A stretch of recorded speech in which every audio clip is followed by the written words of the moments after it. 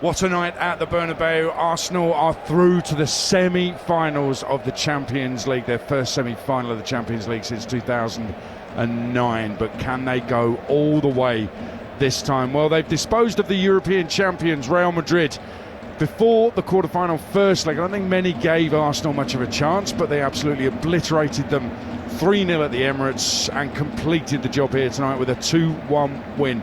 Late winner for Martinelli, and Arsenal go through. Stuart Pearce and Jim Proudfoot have been on commentary duty for talkSPORT here at the Santiago Bernabau Stadium. And Stuart Pearce, what a night for the Gunners fans who have stayed behind long after the final whistle, celebrating a famous victory. But what a great job done by every single Arsenal player. Indeed, I mean, the fans should be absolutely delighted with the performance of the team. Over 2 legs, let's say, won both of the legs, home and away, scored 5 goals.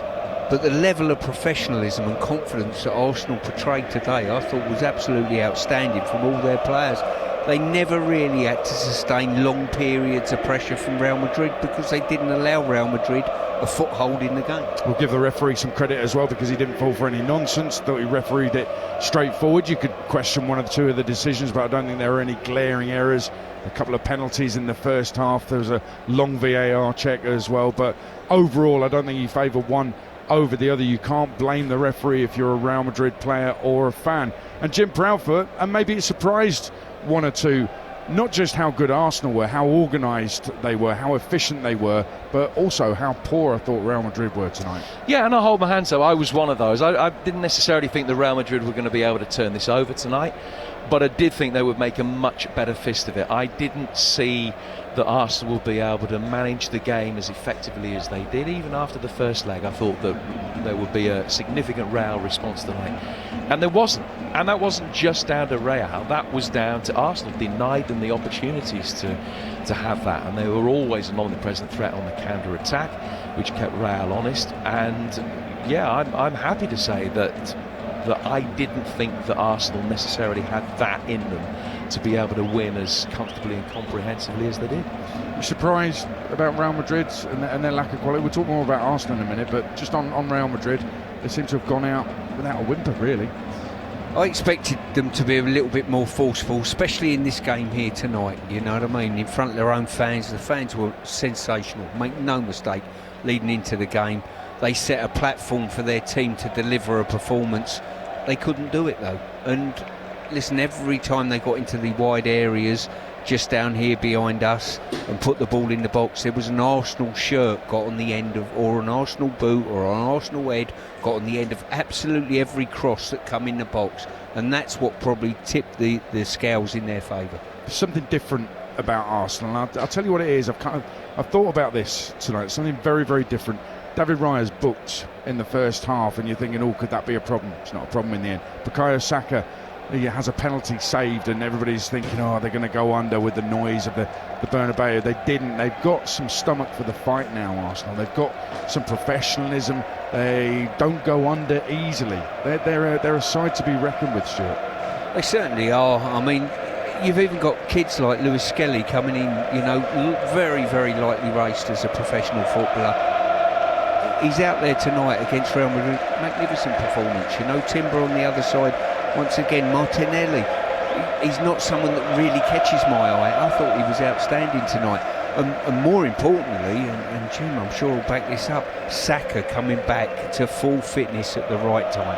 Yeah, absolutely. I mean, Bukayo Saka was a major problem over both legs. I mean, Alaba couldn't cope with him in the first leg. He then got taken off tonight, and they brought Fran Garcia on.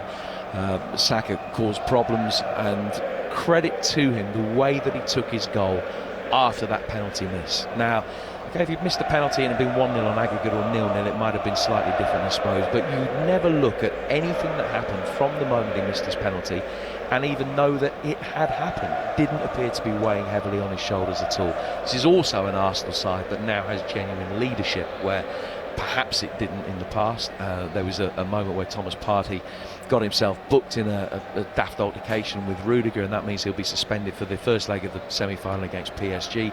And Rice was furious, and he told him so. And there is that accountability now amongst the players.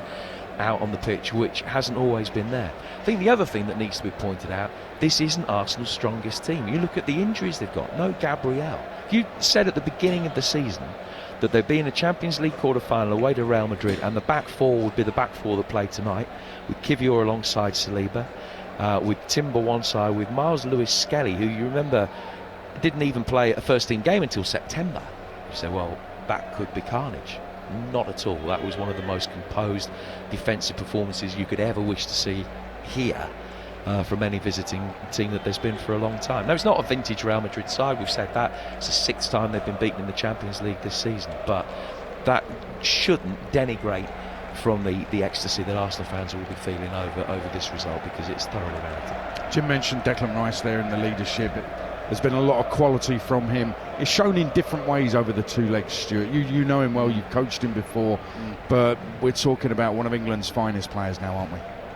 Without a doubt, you know, he's imperious on the pitch. He's a physical specimen of a person. He keeps hold of the ball fantastically well, can find a pass, breaks things up. He's the all-round midfield player, and we've seen over these 2 games a man of the match performance tonight and 2 wonderful goals in the first leg that there's been a clamour for, when we've all been saying, come on Deck, give us a little bit more, we know you're capable of it. We've seen that, and he's driven his team over these 2 legs to a semi-final. And the semi-final is against Paris Saint-Germain. Now, we've wowed about Paris Saint-Germain, haven't we? They've disposed of Liverpool, they've disposed of Aston Villa as well, and at times during all 4 of those games, all 4 of those legs against those 2, they've been fantastic, played some great football. What it does promise to be, Stuart, is a fantastic couple of legs between Arsenal and Paris Saint-Germain, but can the Gunners get through it? Well, listen, before the game, you asked myself and Jim who we thought might win it. We said PSG. I personally have been wowed by Arsenal's mature performance over these 2 legs, you know, so my mentality's changed a little bit.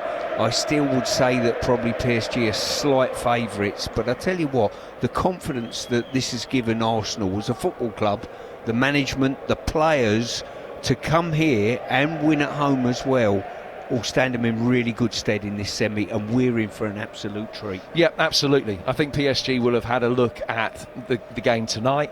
They'll have analysed the first leg as well, and they will look at that and think that this is an Arsenal side that is better than any Arsenal side that they will have come across for many years, and that it will be tough. Now, PSG's away record, notwithstanding the defeat at Aston Villa, is hugely impressive, and I think that PSG will be favourites. But Arsenal now will have absolutely nothing to fear, because the young team that they've had there tonight will look at it, and the team talk's just got to be beating Real Madrid home and away. You don't have to fear anybody anymore in any game. I think it'll be something going to be fantastic. So we're thinking that Arsenal can win the semi-final. Are we now starting to believe that Arsenal can win the Champions League, Stu? Well, if we're suggesting they've got a good a chance as anybody in the semi, there's only 1 game away from picking a trophy up. They're in the semi. Great credit to the football club. They give themselves a massive pat on the back. I think not just outside all the noise, you know, ourselves talking about Arsenal's chances, in that dressing room now there'll be a steely confidence and a focus on, hey, we've done this, there's no reason we can't go all the way. And they're not fighting on another front. They can rest players in the league. Arteta will be wise how he uses his players and looks after them, and make sure he's got as many fit as humanly possible come this semi-final 2 legs. They absolutely can win it. Not saying they will win it.